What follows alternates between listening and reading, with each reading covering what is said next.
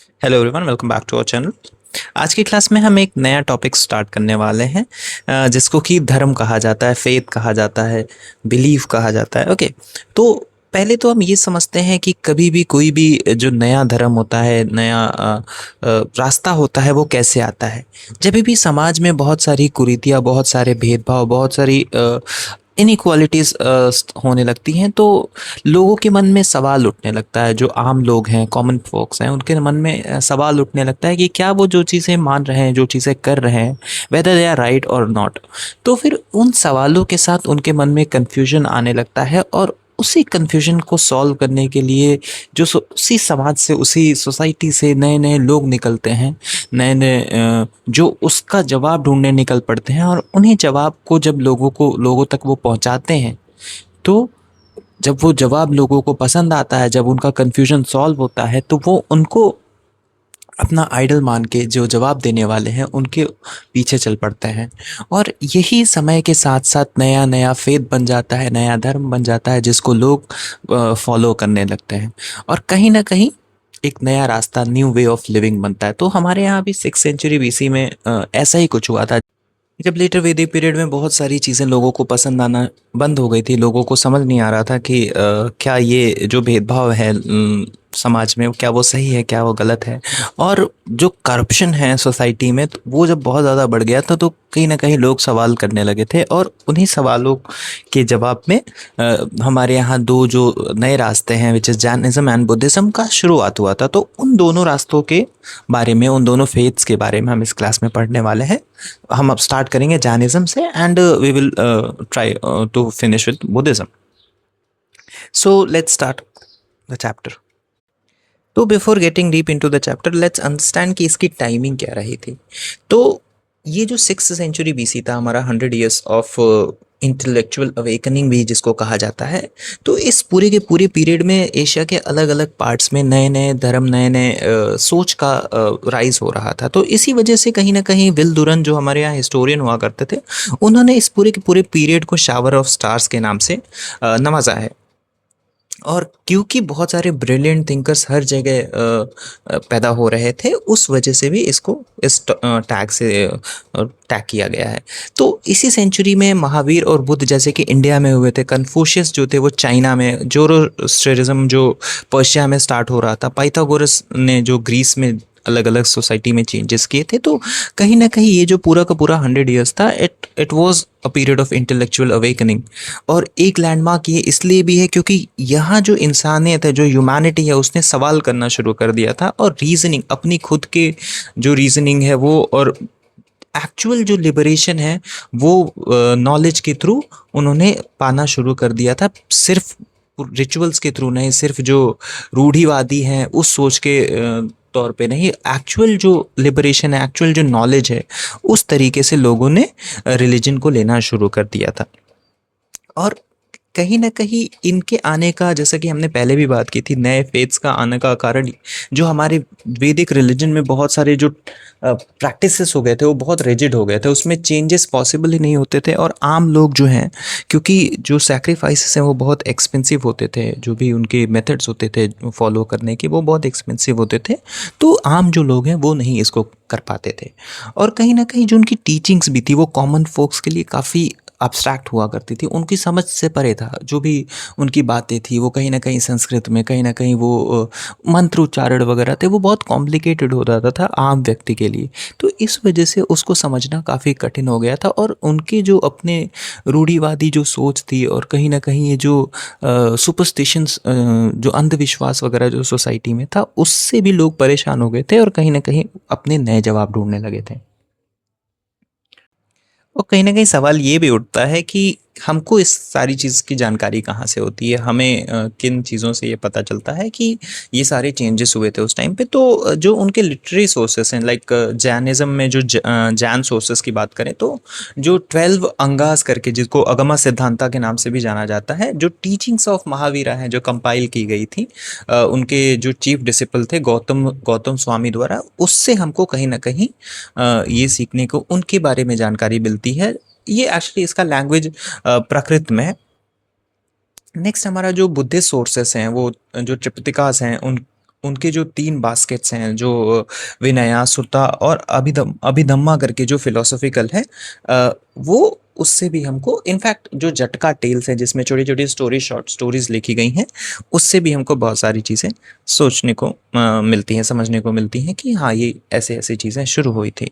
जट और क्योंकि इनकी लैंग्वेज जो थी वो कॉमन पीपल की लैंग्वेज थी, तो इन धर्म को फैलने में और भी आसानी हुई थी, क्योंकि ये जो भाषा इनकी थी वो बहुत सिंपल थी, लोगों को के कॉमन टंग में थी, तो लोगों तक जल्दी पहुंचती थी और वो लोग जल्दी कनेक्ट कर पाते थे इससे। तो कहीं ना कहीं इसके इतने फास्ट स्प्रेड होने का भी ये रीज़न रहा था कि इनकी जो जनरल लैंग्वेज थी वो कॉमन टंग हुआ करती थी।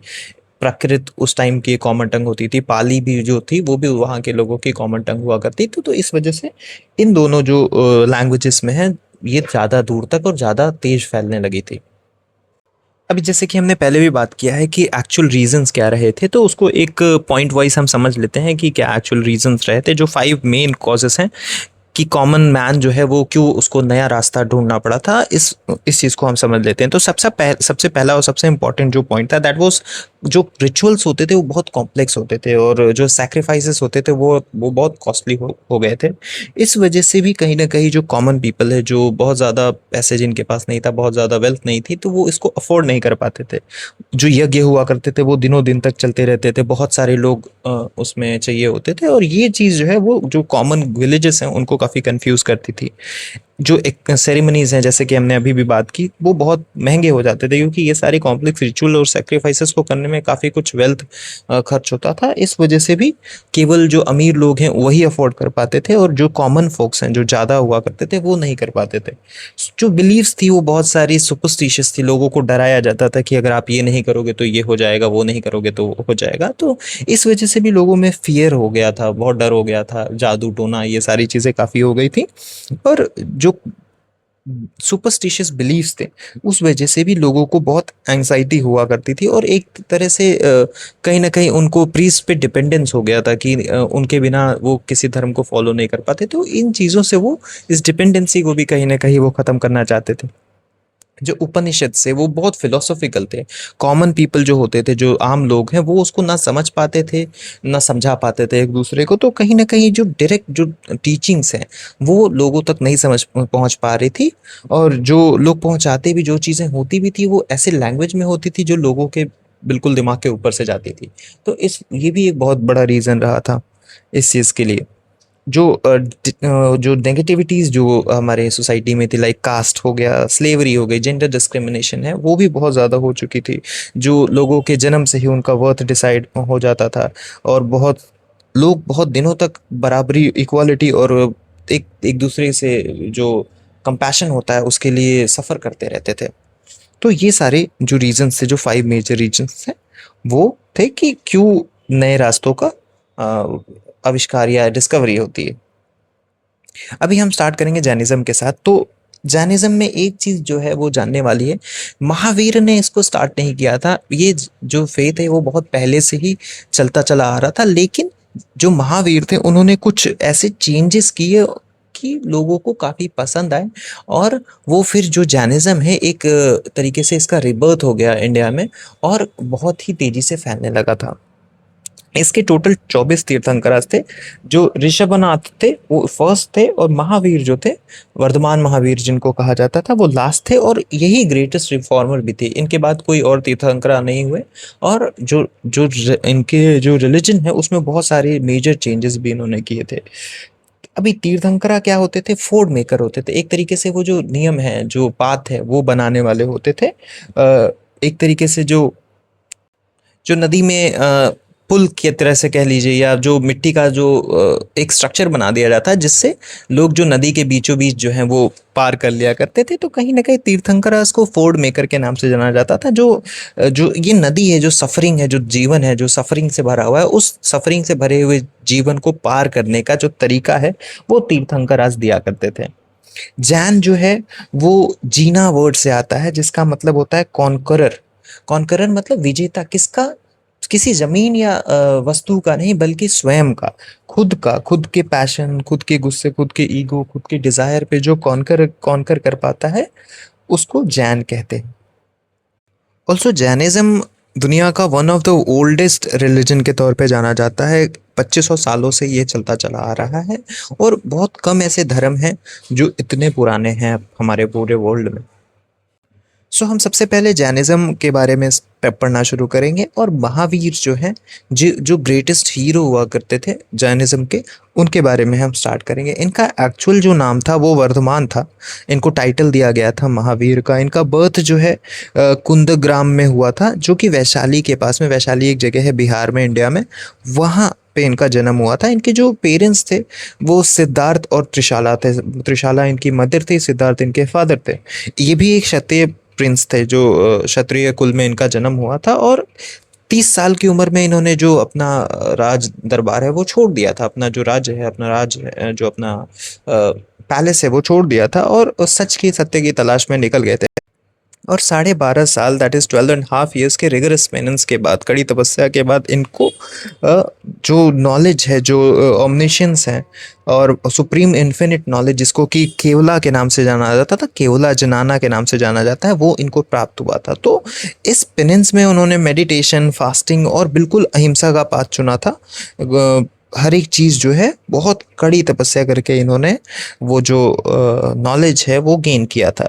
उसके बाद ये एक जिना बन जाते हैं, उनको कहते हैं, जैसे हमने पहले भी बात किया है, जिनको अपने हर एक पैशन पे कंट्रोल होता है, हर एक ग्रीड, हर एक ह्यूमन इमोशन पे कंट्रोल होता है। और अ, कहीं ना कहीं इन्होंने इसको स्क्रैच से नहीं फाउंड किया था, बट जस्ट ये एक रिफॉर्मर थे जैनिज्म के, और इन्होंने जैनिज्म में इस तरीके के बदलाव किए थे जिससे कहीं ना कहीं जैनिज्म का एक नया चेहरा दुनिया के सामने आया था, जो कि बहुत ज़्यादा लोगों द्वारा पसंद किया गया था। और अ, बहुत सारे रिफॉर्म्स किए गए थे। इनके जो चीफ डिसेबल थे, जो इनके शिष्य थे, वो गौतम स्वामी थे, जिन्होंने इनकी जो टीचिंग्स हैं उनको कंपाइल किया था अगम सिद्धांता, जो कि हमारे एक आर्कियोलॉजिकल सोर्स भी हैं इनके बारे में जानने के लिए। इनका डेथ जो है वो पवापुरी बिहार में हुआ था। टीचिंग्स की बात करें तो जैनिज्म की जो टीचिंग है वो थोड़ी रेडिकली अलग हुआ करती है। लाइक जनरली हमारे यहाँ गॉड को एज अ क्रिएटर माना जाता है, लेकिन जैनिज्म में क्या है कि वो जो गॉड का रोल है उसको वो डिनाई करते हैं। वो कहते हैं यूनिवर्स जो है वो इटर्नल है, ये किसी ने बनाया नहीं है, किसी के द्वारा इसको ख़त्म नहीं किया जा सकता और इसको किसी को बनाने की ज़रूरत भी नहीं है। जो इनका बेसिक फिलॉसफी है वो अहिंसा है। ये ना किसी को अहित पहुंचाते हैं, ना पहुंचाने की शिक्षा देते हैं। इनको एब्सोल्यूट नॉन वायलेंस में ये बिलीव करते हैं। किसी भी तरीके से किसी भी जीवित प्राणी को ये नुकसान पहुंचाने, इवन छोटा से छोटा मच्छर तक को ये नुकसान नहीं पहुंचा सकते हैं। जो उनका अल्टीमेट एम है वो मोक्ष है। इस जीवन के जो चक्र है, जैसा कि हमने सब बात की थी कि सफरिंग्स का जो चक्र है उससे बाहर निकलने का, और दोबारा से समसारा, जो बर्थ डेथ रिबर्थ वाली जो साइकिल है उस चक्र से बाहर निकलने का एम होता है, जो मोक्ष होता है। जो सोल है, जो अपनी आत्मा है, उसका इस मैटर से जो लिबरेशन है, उसका जो एम है जैनिज्म का, वो है, उसी को मोक्ष कहते हैं। जो लास्ट जजमेंट है, जैसा हमारे यहाँ कॉमनली कहा जाता है कि आपके अंतिम दिन पे आपको जज किया जाता है कि आप हेल में जाएंगे या हेवन में जाएंगे, तो इस चीज़ को भी ये डिनाई करते हैं। जो भी कर्म है, आपकी जो कर्म की सजा है वो इसी जन्म में आपको मिलती है, इस बात को लेके वो अ, आगे बढ़ते हैं। जो जैसे कि हमने अभी बात की कि हर एक कर्म जो है आपका, वो आपके सोल से जुड़ जाता है। और अगर आपकी जो लाइक सोक्रेट्स की बात करें, अगर किसी ने सोक्रेट्स के बारे में थोड़ी सी जानकारी इकट्ठा की होगी, तो सोक्रेट्स का भी कहीं ना कहीं ऐसी ही सोच थी, जिसमें कि हर एक कर्म जो है आपका, जो गलत कर्म है वो आपके सोल को भारी कर देता है, और जो आपका अच्छा कर्म है वो कहीं ना कहीं आपके सोल को सेटिस्फाई करता है, हल्का करता है। और इस वजह से ही जो लोग अच्छे कर्म करते हैं उनकी जो आत्मा होती है वो बहुत हल्की और बहुत खुश रहा करती है। और जो बुरे कर्म वाले लोग हैं वो कहीं ना कहीं उनकी स्वयं जो आत्मा है वो बहुत भारी होती है, और इसीलिए उनका जो मन है बराबर दुखी रहता है, और उनके जीवन में भी चीज़ें ऐसी हैं सबकॉन्शियसली वो गलत होती रहती हैं। तो इस बिलीव को जैनिज्म बिलीव करता है। नेक्स्ट, जो इन्होंने जो तरीका दिया था लिबरेशन को, कि अब जैसे कि जो इनका एम है वो तो डिसाइड हो गया, अभी उसको हासिल करने का तरीका क्या है। तो इन्होंने 3 रत्न दिए थे, त्रिरत्नास के नाम से जाना जाता है, और 5 वोज दिए थे, जो कस्में जो कहा जाता है। वो तीनों त्रिरत्नास के बारे में हम समझते हैं। जो राइट फेथ है, सम्यक दर्शन जो जिसको कहा जाता है, जो कि सच में बिलीव करना है, सच बोलना है, सच सुनना है और सच ही देखना है, उस चीज़ को हम राइट फेथ, सम्यक दर्शन के नाम से जानते हैं। और राइट नॉलेज, सम्यक जनाना, जिसमें जो सच है उसको क्लियरली देखना है बिना किसी बायसनेस के। और उसके बाद जो राइट एक्शन है, सम्यक चरित्र, जिसको कि हर उसी सच को हर दिन जीना है और उसी सच में बिलीव करना है। तो ये जो चीज़ें हैं, राइट फेथ, राइट नॉलेज और राइट एक्शन है, ये जो 3 पाथ हैं, 3 रत्नास हैं, these are the jewels which when come together lead to moksha, which is liberation. उसके बाद जो इनके 5 वोज हैं, वो है अहिंसा, जिसमें कि किसी को भी इंजर नहीं करना है, किसी को भी मारना नहीं है, किसी भी लिविंग बीइंग को। सत्य, हमेशा सच बोलना है। आस्त्या, मतलब कि किसी से चोरी नहीं करनी है, आपको सिर्फ अपने ही हक का अपने पास रखना है, किसी और के हक का सामान या किसी का जो हक है वो आपको नहीं मारना है।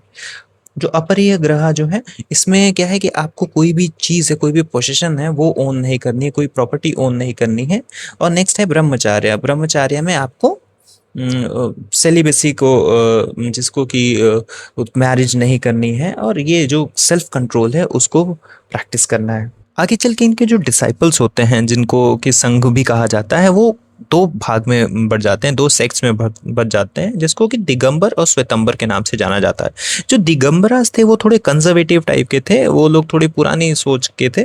तो कहीं ना कहीं वो बहुत एक्सट्रीम पाथ में बिलीव करते हैं, किसी भी तरीके का कोई भी पोसेशन नहीं लेते हैं, ना कोई कपड़ा पहनते हैं, बिल्कुल ही नग्न अवस्था में रहते हैं और कोई पोसेशन नहीं लेते हैं अपने पास। वेरस जो श्वेतंबर होते हैं वो थोड़े प्रोग्रेसिव सोच के होते हैं, और वो कपड़े वगैरह पहनते हैं, और उनको जो राजो हराना है, एक झाड़ू जैसा होता है, जिसमें हम वूल का बना होता है, जो उसका माउथ होता है वो वूल का बना होता है, वो उनको लेने की आज़ादी है, और बेगिंग बाउल भी लेने की आज़ादी है।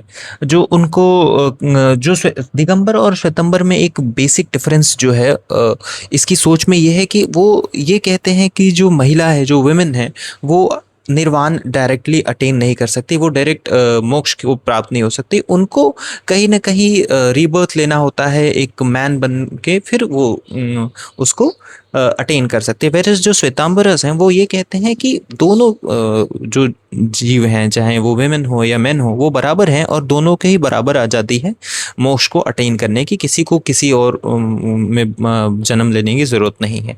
और रीजंस जो हैं, हम ये समझ लेते हैं कि जो उनके रीजंस हैं इतना ज़्यादा फैलने के लिए, वो क्या थे। लोगों के लैंग्वेज में था, जो उनकी जो टीचिंग्स थी वो सारी कॉमन टंग में थी, प्रकृत में थी, तो इस वजह से लोगों तक पहुंची, लोग समझ पाए और उसको फॉलो करना शुरू कर दिया। जो रॉयल लोग थे, जो ट्रेडर लोग थे, उनका भी काफ़ी सपोर्ट हुआ करता था, रूलर्स का और मर्चेंट्स का, क्योंकि कहीं ना कहीं बहुत लोग भी चाहते थे अपर पोजीशन वाले, जो इस ये सारी सोशल चेंजेस हुए, उनका काफ़ी सपोर्ट रहा, और उन्होंने भी इसको काफ़ी प्रमोट किया। जो इनके मॉन्क हुआ करते थे वो भी बहुत दूर दूर तक पहुँचे थे, संघ जो था उनका बहुत दूर तक पहुँचे, और लोगों को इस धर्म की शिक्षा दी, और बहुत लोगों को अपने आप में इंक्लूड किया था। तो आगे हम बुद्धिज़्म के बारे में पढ़ेंगे। तो बुद्धिज़्म स्टार्ट करने से पहले हम जो इनके फाउंडर है गौतम बुद्ध, उनके लाइफ स्टोरी के बारे में समझते हैं। तो जो उनका असल नाम था वो था सिद्धार्थ। ये शक्य मुनि के नाम से भी जाने जाते हैं, क्योंकि ये क्षत्रिय क्लान में जो शक्य क्लान थे वहाँ से आते हैं, इस वजह से ही इनको शक्य मुनि के नाम से बहुत कॉमनली जाना जाता है। इनकी जो जन्म स्थल थी वो लुम्बिनी थी, नेपाल में जगह है एक, उस जगह पे इनका जन्म हुआ था। इनके पेरेंट्स जो थे वो सुद्धोधना और माया देवी थे। माया देवी के बारे में ज़्यादा इसलिए नहीं पढ़ाया गया क्योंकि इनकी जो मदर, एक्चुअल जो मदर थी, जो माया देवी, इनकी डेथ जो है वो 7 दिन के बाद ही, उनके बर्थ के 7 डेज के बाद ही हो गई थी। लेकिन इन्होंने, इनकी जो सौतेली माता थी माँ प्रजापति गौतमी, इन्होंने इनको बहुत ही लाड़ प्यार से पाला था, और कभी भी इनको अपने जीवन में दुख दर्द पीड़ा वगैरह इनको देखने को नहीं मिली थी। लेकिन जब 29 साल की उम्र में ये अपने पैलेस से बाहर निकलते हैं तो इनको 4 जिसको कि 4 ग्रेट साइट्स भी कहा जाता है बुद्धिज़्म में। तो इनको 4 ऐसे दृश्य देखने को मिलते हैं जिससे इनका जीवन पूरी तरीके से बदल जाता है। पहली चीज़ जो ये देखते हैं एक बूढ़े व्यक्ति को, जो कि जिसका जिसका कमर झुका हुआ था, बिल्कुल खराब स्थिति में वो थे। तो उनको ये चीज़ समझ में आती है, जो एजिंग है, जो बुढ़ापा है वो रियल है। जो सिक मैन है देखते हैं इनको, जो कि एक एक आदमी होता है जो एक इनक्योरेबल डिजीज़ से सफ़र कर रहा होता है, तो फिर इनको ये समझ में आता है कि जो सिकनेस है ये भी सत्य है। जो लाश है वो उनको देखने को मिलती है रास्ते में, जो कि जो उनके आस-पास जो रिश्तेदार थे वो रोते हुए, विलखते हुए दिखाई देते हैं। तो उनको फिर ये समझ में आता है जो मृत्यु है वो भी सही है। उसके बाद जो एसेटिक एक संत साधु दिखते हैं इनको, जो कि बहुत ही काम शांत तरीके से बैठे रहते हैं ये सारी चीज़ों से दूर। तो फिर इनको ये समझ में आता है कि शायद कहीं ना कहीं एक रास्ता है जिससे इन सारे सफरिंग से बाहर निकला जा सकता है। तो ये जो चारों दृश्य हैं उनको बहुत अफेक्ट करते हैं, और वो उसी रात को ये सारी पोसेशन, ये सारे पैलेस, ये सारा राज छोड़ के सच सत्य की तलाश में बाहर निकल जाते हैं। और फिर वो बहुत सारा तपस्या करने के बाद बुद्धिज्म का फाउंडेशन रखते हैं। इनकी डेथ की बात करें तो वो कुशीनगर में हुई थी, यूपी में, जो कि महापरिनिर्वाणा के नाम से भी जाना जाता है। उनके जो आखिरी शब्द थे वो थे कि हर एक चीज़ जो है वो क्षणिक है। आपको अपने मतलब everything is permanent, work out your salvation. आपको अपने जो निर्वाण है, अपना जो मोक्ष है, उसके लिए आगे बढ़ना चाहिए। बाकी हर एक चीज़ जो है वो इम्परमानेंट है और उसमें कोई भी चीज़ हमेशा नहीं रहने वाली है। ओके, तो इनका एनलाइटमेंट कैसे होता है ये समझते हैं। जब ये बाहर निकलते हैं 29 साल की उम्र में, तो ये एक हर्मिट बन जाते हैं। जो संत, जो साधु होते हैं, वो एक जगह से दूसरी जगह और जो ये सफरिंग्स हैं उनके जवाब ढूंढते ढूंढते ये निकलते हैं, ढूंढने लगते हैं। और 6 साल की जो कड़ी तपस्या है वो करने के बाद इन्होंने अपने जो शरीर है, अपना जो बॉडी है, उसको बहुत सारा यातना दिया। लेकिन इनको फिर समझ में आता है कि जो सेल्फ मोटिफिकेशन है, खुद को जो प्रताड़ना देना है, वो कहीं ना कहीं वो रास्ता नहीं है जिस पे जाके आपको मुक्ति मिल सकती है। आपको एक बैलेंस तरीका ढूंढना पड़ेगा, एक जिसको कि मिडिल पाथ भी कहा जाता है। और वो सोच के वो वहाँ से निकल जाते हैं और फिर पीपल जो ट्री है, पीपल का जो वृक्ष है गया में, उसके नीचे बैठते हैं। और फिर वहाँ से उन वो बैठे ही रह जाते हैं और 49वें दिन उनको ज्ञान की प्राप्ति होती है। उसके बाद उस इंसिडेंट के बाद उनको बुद्ध कहा जाने लगता है, क्योंकि उनको जिसका मतलब होता है एनलाइटेंड वन, जिस व्यक्ति को ज्ञान की प्राप्ति हो गई। बुद्ध बुद्धि से आता है, जिसमें जिसका मतलब ये होता है कि उस व्यक्ति को कहीं ना कहीं उस ज्ञान की प्राप्ति हो गई है। और वहीं से उनको शक्य मुनि के नाम से जाने लगा था। और वहाँ से वो आके सबसे पहला जो प्रवचन है, जो अपनी बातें हैं, वो डियर पार्क में रखते हैं, जो कि बनारस में स्थित है। और वहीं से कहीं न कहीं जो धर्म का जो धर्म चक्र परिवर्तना है, जो धर्म का जो पहिया है वो चलना शुरू होता है। और उस जगह से उनकी जो टीचिंग्स है वो स्टार्ट होती हैं, वो हर तरफ जाती हैं। अभी हम टीचिंग्स के बारे में देख लेते हैं, जो बुद्ध हैं उनकी क्या एक्चुअल टीचिंग्स रही थी, उसके बारे में हम समझ लेते हैं। जो इनके जो 4 नोबल ट्रुथ्स जिसको कहा जाता है, जो 4 सच हैं, जो उन्होंने अपने लाइफ से भी सीखा था जब उन्होंने 4 इंसिडेंट्स देखे थे। तो पहला जो था वो दुख ये कहता है कि जो जो जीवन है वो पूरी तरीके से दुख और यातनाओं से भरा हुआ है। दूसरा जो है समुदाय, जो समुदाय है ये इच्छा, जो डिज़ायर है, वो कहीं न कहीं हर तरीके से जो हमारी इच्छा है वही हमारी सारी सफरिंग्स का कॉज है। सारी जो हमारी यातनाएं हैं उसका कारण कहीं ना कहीं हमारी इच्छा है। उसके बाद जो निरोध है, जो जो सौरो है, जो हमारा दुख है, उसको इच्छा को गिव अप करके, जो डिज़ायर है उसको छोड़ के, अपनी जो इच्छाएं हैं उसको छोड़ के कहीं ना कहीं उससे बचा जा सकता है। और उसके बाद मार्ग, जो कि सही पाथ, सही रास्ते पे चल के उस डिज़ायर को और उस सफरिंग को आप ख़त्म कर सकते हैं और अपने लाइफ को एक मोक्ष की तरफ ले जा सकते हैं, सैल्वेशन की तरफ ले जा सकते हैं।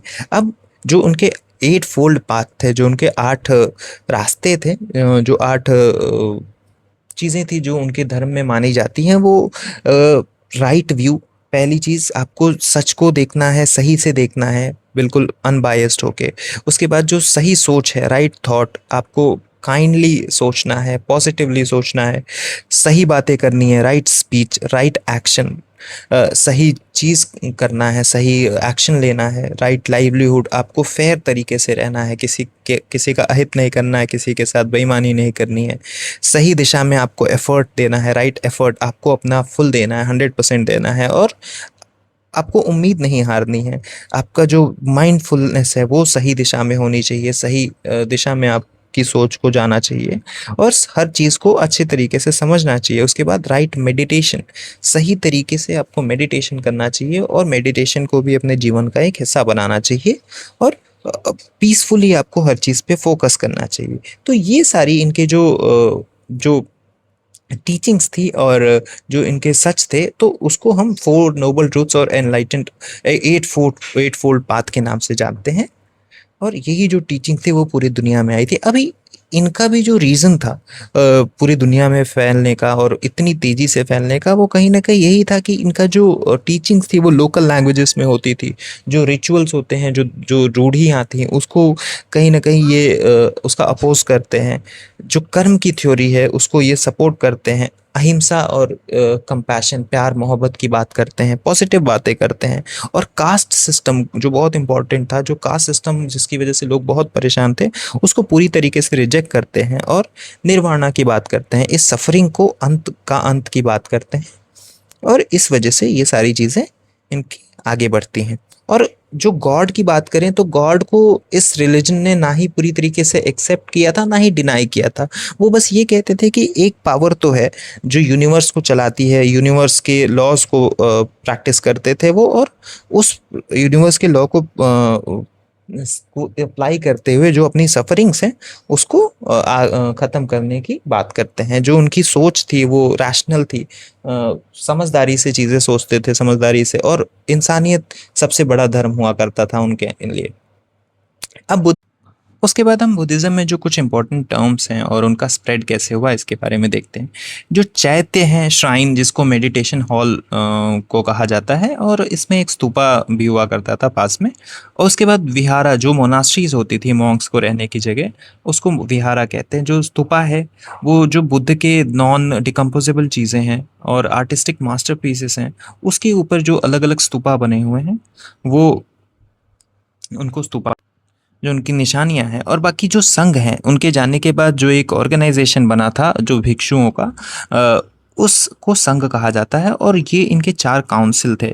गृह में, वैशाली, पाटलिपुत्र, कश्मीर में 4 जो काउंसिल हैं, और इन्होंने ही जो त्रिपिटिकास थे, उनके जो टीचिंग्स थे, उनको कंपाइल किया और उसको बचा के आगे दुनिया तक फैलाने की कोशिश की। इनका जो पाथ रहा हमेशा से ही, वो ना ही एक्सट्रीम इंटेलिजेंस रहा, ना ही सीवियर पेनेंस, ना ही बिल्कुल कड़ी तपस्या है, ना ही बिल्कुल हर एक लग्जरी को। ये कहीं ना कहीं मिडिल पाथ को फॉलो करते हैं। जो बुद्धिज्म है वो मिडिल पाथ को फॉलो करते हैं। इनका जो बेसिक नेचर होता है, सिंप्लिसिटी होता है, सिंपल सिंपल लैंग्वेजेस में इनकी टीचिंग होती है, आसान आसान नियम होते हैं, कोई भी कॉस्टली रिचुअल नहीं होता है इस धर्म के अंदर। जो संघ है वो एक दूसरे के साथ काम करते हैं और जो भी अपनी टीचिंग्स है उसको दूर दूर तक फैलाते हैं। और कहीं ना कहीं जो रॉयल पैट्रोनेज है, इस वजह से भी ये बहुत फैला था। और ये जो सिंप्लिसिटी, बिना कॉस्ट के जो रिचुअल्स होते थे, संघ का जो मेहनत होता है, जो रॉयल पैट्रोनेज होते हैं, जो रॉयल लोगों ने, जो बहुत सारे राजाओं ने इसको जो सपोर्ट किया था, इस वजह से, इन चारों कारणों की वजह से बहुत दूर दूर तक और बहुत ज़्यादा ये जो तेजी से ये जो रिलीजन है वो फैल फैल पाता है। कई जो विहारास थे वो आगे चल के यूनिवर्सिटीज़ भी बनते हैं। जैसे कि नालंदा की बात करें तो पहले ये एक विहार हुआ करती थी जो कि आगे चल के यूनिवर्सिटी बन जाती है। अभी क्योंकि सारी चीज़ें ख़त्म हो गई हैं तो हम एक कंपैरिजन और समरी के बारे में बात कर लेते हैं। जो सिमिलैरिटीज़ थी बुद्धिज़्म और जैनिज़्म में, वो ये थे कि जो दोनों ही जो उसके मेन रिफॉर्मर्स रहे हैं और फाउंडर्स रहे हैं, वो क्षत्रिय प्रिंस थे जिन्होंने सारी दुनियादारी छोड़ के फिर वो सच की तलाश में निकल गए थे। और दोनों ने ही जो वैदिक रिचुअल्स और कास्ट है उसको अपोज किया था, और कभी भी मारकाट और हिंसा की सपोर्ट नहीं किया इन दोनों ने, और कर्म, मोक्ष और निर्वाणा की बात करी थी। डिफरेंसेस क्या रहे हैं? जो जैनिज़्म है वो गॉड के एक्सिस्टेंस को डिनाई करता है, व्हेरेज़ जो बुद्धिज़्म है वो इस चीज़ को लेके कोई बात नहीं करता, वो इस पक्ष में न्यूट्रल रहते हैं। जो जैनिज़्म है वो कहीं न कहीं एक बहुत स्ट्रिक्ट पाथ को फॉलो करते हैं, जिसमें बिल्कुल ही स्ट्रिक्ट एस्केटिज़्म जो है उसको फॉलो करते हैं, व्हेरेज़ जो बुद्धिज़्म है वो एक मिडल पाथ को फॉलो करते हैं। जैनिज़्म एक्सट्रीम नॉन पोसेशन की बात करते हैं, व्हेरेज़ जो बुद्धिज़्म है वो एक बैलेंस लाइफ जो कि नॉर्मल व्यक्ति भी जी सकता है उसके बारे में बात करते हैं। जटका टेल्स में बहुत सारी स्टोरीज़ हैं। एक वुडपेकर की स्टोरी आप देखेंगे तो यहाँ दी हुई है। बाकी अगर आप खुद भी चाहें तो जटका टेल्स के नाम से इंटरनेट पे सर्च करेंगे तो very simple simple stories are there. You can also take a look, and also उसमें क्या है, बहुत सारी मोरल नॉलेजेस हैं, वो बहुत सारी मोरल लोगों के लिए जो कॉमन टंग में जो कहानियों के थ्रू जो लोगों तक ज्ञान पहुँचाने की कोशिश की गई थी, वो सारी जो है वो जटका टेल्स के तौर पे जानी जाती हैं। Timing 6th century BC